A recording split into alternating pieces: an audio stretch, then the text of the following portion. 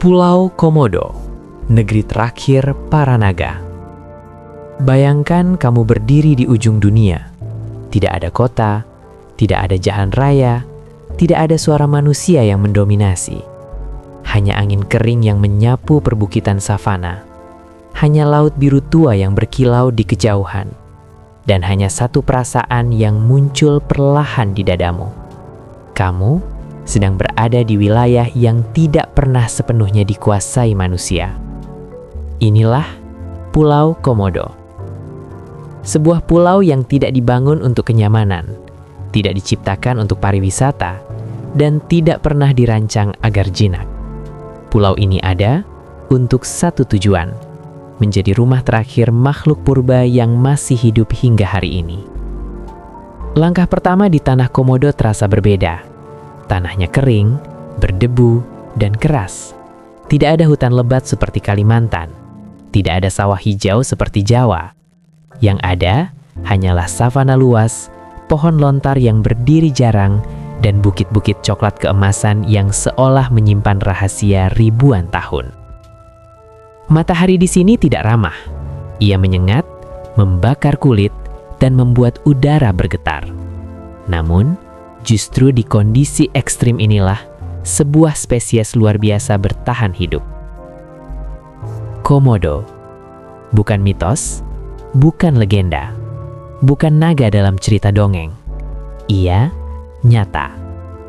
Ketika pertama kali kamu melihatnya dari kejauhan, mungkin kamu mengira itu hanya bayangan batu yang bergerak.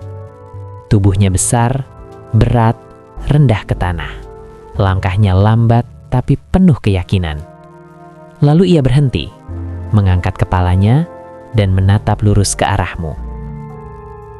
Di momen itu, kamu sadar satu hal yang tidak pernah kamu rasakan sebelumnya. Ini bukan hewan biasa. Kulitnya tebal, bersisi kasar, berwarna coklat abu-abu seperti tanah tempat ia lahir. Matanya kecil, gelap, dan dingin. Bukan mata predator yang terburu-buru. Ini mata makhluk yang tahu, tidak ada yang lebih berkuasa darinya di pulau ini. Komodo bisa tumbuh hingga 3 meter, beratnya bisa lebih dari 70 kg.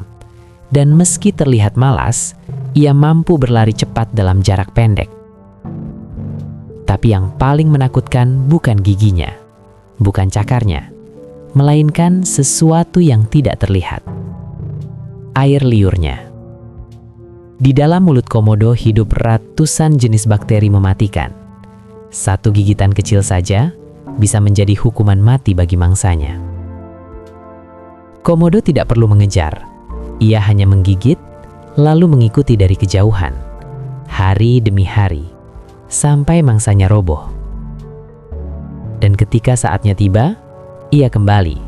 Bukan dengan amarah, tapi dengan kesabaran purba.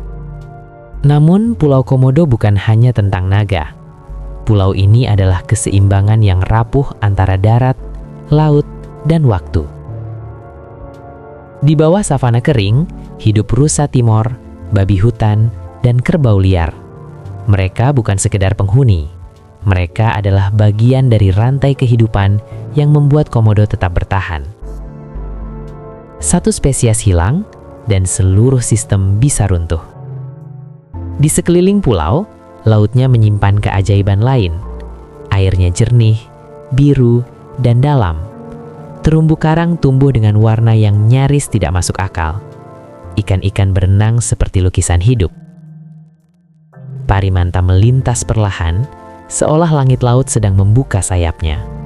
Dua dunia yang kontras, darat yang keras dan kejam, laut yang indah dan tenang.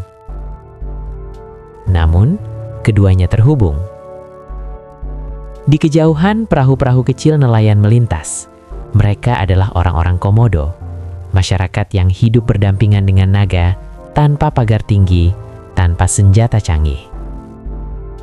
Mereka tahu satu hal penting, pulau ini tidak bisa ditaklukkan. Ia hanya bisa dihormati. Anak-anak tumbuh dengan cerita tentang Komodo, bukan sebagai monster, tapi sebagai penjaga pulau.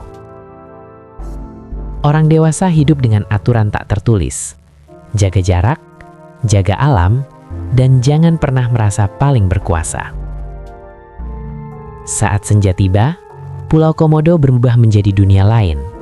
Langit memerah, bayangan bukit memanjang, angin membawa aroma asin laut, dan tanah panas.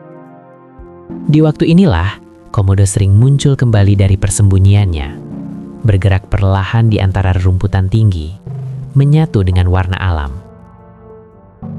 Tidak ada suara dramatis, tidak ada efek spesial, hanya makhluk purba yang masih menjalani hidupnya seperti ribuan tahun lalu. Namun Pulau Komodo kini tidak lagi tersembunyi. Dunia telah menemukannya. Kamera datang, turis berdatangan, dan ancaman mulai muncul perlahan.